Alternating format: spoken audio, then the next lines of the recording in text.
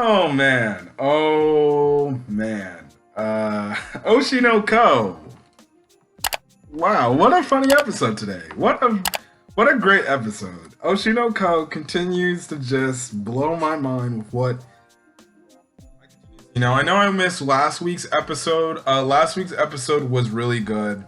I definitely did enjoy it, and I did find it shocking at the fact that, they were gonna bring in Kana, which she is best girl of the series by far. Best girl of the series, Kana Arima, to join the idol group. And funny enough, it was Aqua that threw out that recommendation. But I think the one thing about Oshi no Ko episode 5 that I will take away from is this man Pieyeon. Pieyeon. I don't know how you pronounce his name, but whatever. Man, really big buff man wearing a freaking chicken hat or helmet or something like that. And he sounds like Pika from One Piece, man. I don't know, but that was absolutely hilarious. And just the start of that episode when they were doing the thing where they're like, I'm like, what the hell am I watching, bro? But Oshi no Ko continues to be a masterpiece of an anime, and I just get a blast out of watching it. You see how pretty much Ruby is starting up her little idol group, and she gets the confirmation from Kana to pretty much start the idol group, which that scene within itself was funny to the point where she's getting ready to ask, and obviously we know that Kana and Ruby, they kind of ain't cool with each other. They don't vibe with each other. They don't like to do much of anything together. And Aqua was just like, just be nice to her for once, and maybe she'll actually understand where you're coming from. And it was absolutely funny where Aqua was like, okay, well then maybe I'll just hit her up, and then it will be a way to get her to talk to you. And just to see that whole scene where Kana is pretty much, she's just minding her own business. She gets a text from freaking Aqua, and all of a sudden she's just like, oh, I gotta look good for my guy here, because obviously it's pretty damn obvious that this girl has a crush on Aqua, which that is hilarious within itself. The fact that she was getting herself ready and she was wondering like, why would he talk to me like this? This can't be this serious, can it? And the next thing you know, she walks up, and then Ruby's like, oh hey, and then she's like, oh sweet God, get me out the hell out of here, or something like that, or like she said something like hell freezing over, which it absolutely cracked me up. Kana and her freaking her face reactions absolutely they're priceless, man. So far, with only 5 episodes, and every time she makes like this disengaged face, like the one face she was making towards Ruby, I think in episode 3, when Ruby was still name calling her, and she was just like, it honestly cracks me up. It's priceless. It's funny. The banter between her and Ruby, it's just great, man. And the fact that they get her to join this idol crew just thanks to Aqua just saying all these nice things that Kana likes to hear, like saying like, oh, I think you're very cute, you're one of the cutest girls I've ever seen. And she's like, oh really? No, you're just joking. And it ends up, you get a scene cut where she ends up freaking writing her name on the dotted line, and she's now an idol. And she's like, damn it, what did I get myself into? But Oshi no Ko continues to just be great. Seeing what Ruby's doing to achieve her dream, that was absolutely priceless.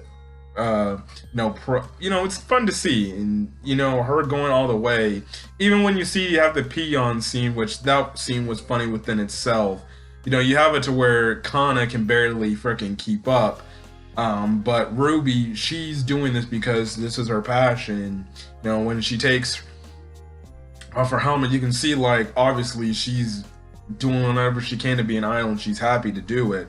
Which I did like the strategy that they did, because obviously for an idol group going to start off, you know, you had it to where obviously the manager was making the point like, well, yeah, back in the day, you know, typically these idol groups would start off with like these small little venues and these small little shows and things like that, and then it would just take off. Which you kind of funny enough seeing most of these idol animes you see nowadays and things like that, when that's kind of the thing. But they actually kind of modernized it here, where it's like, well, you see, to get the word out, I think the best thing to do is go online, pretty much make a YouTube video and get sponsored by it, and pretty much use like an influential like person to help you out with that. Now, I originally thought it was going to be the director who used to do I's stuff, and be the director of I's group, but no, you just have this freaking Birdman come in here, muscles and everything, and I'm just like, huh? What the frick is... Next thing you know, it turns into a funny freaking meme thing that honestly, it's gonna get meme to death. And I definitely enjoyed this whole episode with that. You know, the whole banter between Ruby and Kana just kind of being depressed. Well, it's like, I have nothing else better to do now. I can't really be a child actor. I'm pretty much an idol now. And I did like the one thing where obviously they're figuring out what to do, and Kana's like, well, the least you can do is freaking study. You gotta get at least, you know, get your freaking grades correct, if you know, while you're being an idol, especially starting off. So it's gonna be very interesting to see who else is added to this idol group. I think Ruby wanted to ask her friend, the pink-haired girl, but I think the pink-haired girl rejected from last week's episode, which was funny enough. Which was the funny moments of last week's episode. You see that one movie star that Ruby idolizes a lot, and then you just have it where freaking Aqua's talking to her pretty easy, which that was a funny scene from the episode, which it's absolutely funny. Then you have Aqua saying, just please be nice to her sister. So I don't know if maybe she'll be a candidate again. And then obviously you see how Aqua, you know, in his desperate attempts to look for his mom's killer, obviously his father. We obviously see the start of this last week in the whole celebration of that drama show he was filming with Kana. The director of that show is like, you got the talents, you know. I knew and everything, and I knew what guy she was around and things like that, and maybe I could help you get that, only if you do this, pretty much this like this dating reality show amongst high schoolers, which was funny. You know, and just to see Kana and Ruby's reaction to the show and watching how Aqua is different, they're like, he is never like this at home. He's not gloom and depressing. He's bubbly and happy for once. And then the moment he starts flirting and hitting on girls in the show, they start getting triggered, because obviously you have an overprotective sister, and then you obviously have a girl in Kana who obviously has feelings for Aqua, which was absolutely funny, because when he comes home, you know, Ruby's just like, yeah, unless it's a girl that I approve of, you ain't dating nobody that I dislike, so you better freaking deal with it. But then you see the one girl, especially that Ruby freaking recommended to Aqua.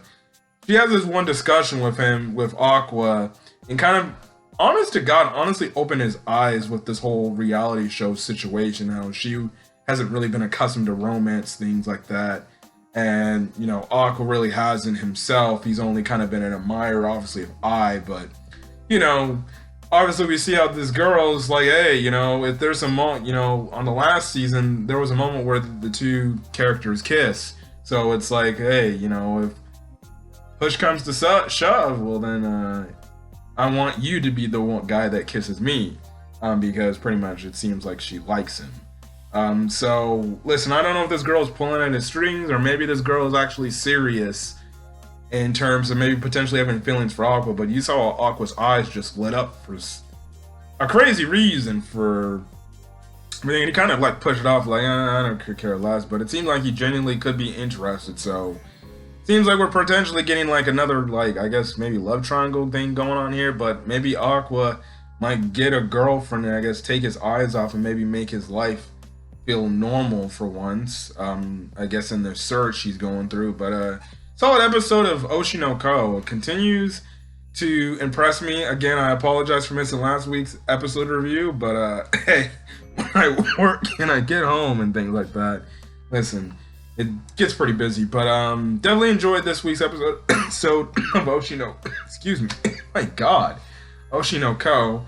And the show continues to be great. But anyways, catch you guys in this video. If you guys like the video, leave a like. Put in the comment section your thoughts on this week's episode of Oshi No Ko, as well as hit the subscribe button if you want to get more content that I upload to the channel.